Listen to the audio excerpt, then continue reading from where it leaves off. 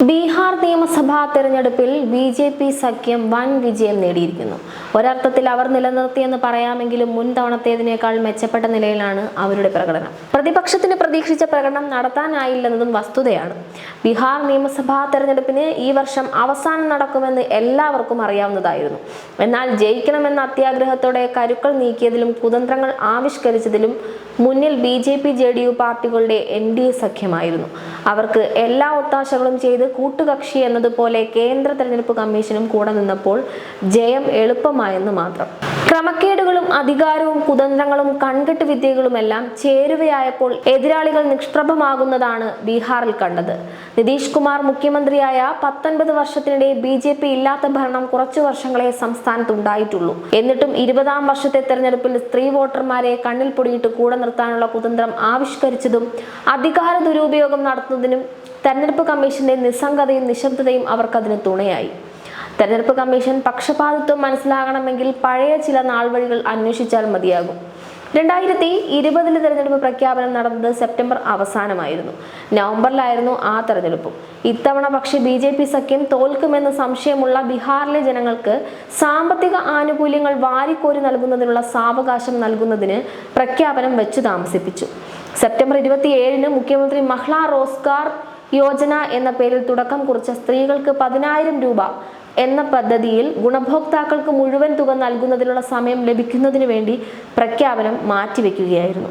October 6-ന് പ്രഖ്യാപിച്ച ശേഷവും തുക നൽകുന്നത് തുടർന്നത് വോട്ടർമാരെ സ്വാധീനിക്കുമെന്നും നഗ്നമായ ചട്ടലംഘനമാണെന്നും പരാതി ഉയർന്നപ്പോൾ നേരത്തെ നിലവിലുള്ള പദ്ധതി എന്ന് പറഞ്ഞ് ന്യായീകരിക്കുവാനും തെരഞ്ഞെടുപ്പ് കമ്മീഷൻ സന്നദ്ധമായി.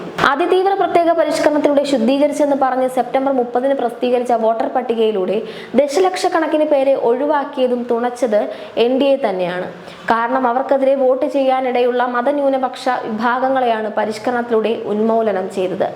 തങ്ങളുടെ സ്വാധീന കേന്ദ്രങ്ങളിൽ പോലും പ്രതിപക്ഷ കക്ഷികൾക്ക് തിരിച്ചടിയേറ്റുവെന്നതിൽ നിന്ന് ഇക്കാര്യം മനസ്സിലാക്കാവുന്നതാണ്. അന്തിമ കണക്കുകളുടെ പരിശോധനയിൽ ഇക്കാര്യം കൂടുതൽ ബോധ്യമാകുകയും ചെയ്യും. സെപ്റ്റംബർ 30-ന് അന്തിമ വോട്ടർ പട്ടിക പ്രസിദ്ധീകരിച്ച സംസ്ഥാനത്ത് വോട്ടെടുപ്പ് കഴിയുമ്പോൾ 1.70 ലക്ഷം വോട്ടർമാരുടെ എണ്ണ കൂടുതലും സംശയാസ്പദമാണ്. ഇതിന്റെ എല്ലാം ഒപ്പം പതിവ് പോലെ വിദ്വേഷവും വിഭാഗീയതയും നിറഞ്ഞ പ്രചരണങ്ങളും സാമുദായിക ധ്രുവീകരണ നീക്കങ്ങളും അവരുടെ വിജയ ഘടകങ്ങളായി. 19 വർഷം മുഖ്യമന്ത്രിയായിരുന്ന നിതീഷിന്റെ ഭരണ നേട്ടങ്ങളായിരുന്നില്ല അതിനു മുമ്പ് സംസ്ഥാനം ഭരിച്ച ലാലു പ്രസാദ് യാദവിന്റെയും 11 വർഷം മുമ്പ് വരെ രാജ്യം ഭരിച്ച കോൺഗ്രസിന്റെയും നടപടികളുടെ പേരുള്ള വ്യാജങ്ങളായിരുന്നു പ്രധാനമന്ത്രി നരേന്ദ്രമോദി ഉൾപ്പെടെയുള്ളവരുടെ പ്രസംഗങ്ങളായി ദേശീയ ശ്രദ്ധയിലെത്തിയത് എന്നത് ഇതിനുദാഹരണമാണ്. ഇതെല്ലാം കൊണ്ട് ഈ എൻ.ഡി.എ. വിജയം അത്ഭുതപ്പെടുത്തുന്നില്ലെങ്കിലും നിരാശപ്പെടുത്തുന്നത് ഫാസിസം അരിയിട്ട് വാഴ്ച നടത്തുന്ന ഇന്ത്യയെ രക്ഷിക്കുന്നതിന് സുപ്രധാന മുൻകൈ ഉണ്ടാകേണ്ടവരിൽ നിന്ന് അതുണ്ടാകുന്നില്ലെന്നതാണ്.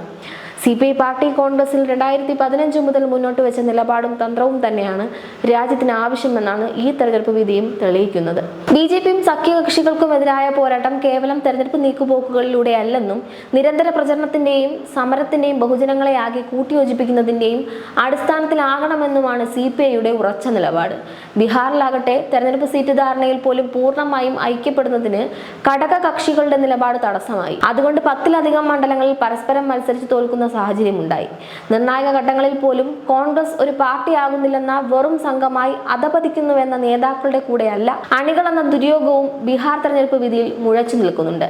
ഈ സാഹചര്യത്തിൽ രാജ്യത്തെ രക്ഷിക്കുന്നതിനുള്ള പോരാട്ടം ഫാസിസത്തിനെതിരായി നിലകൊള്ളുന്ന എല്ലാവരുടെയും കടമയാണെന്നും അത് താൽക്കാലിക നീക്കുപോക്കല്ലെന്നും സുദൃഢവും നിരന്തരവുമായ ദൗത്യവുമാണെന്നും ബി.ജെ.പി. വിരുദ്ധ കക്ഷികളെല്ലാം സ്വയം ബോധ്യപ്പെടണമെന്നാണ് ബീഹാർ വിധി എല്ലാവരെയും ഓർമ്മിപ്പിക്കുന്നത്.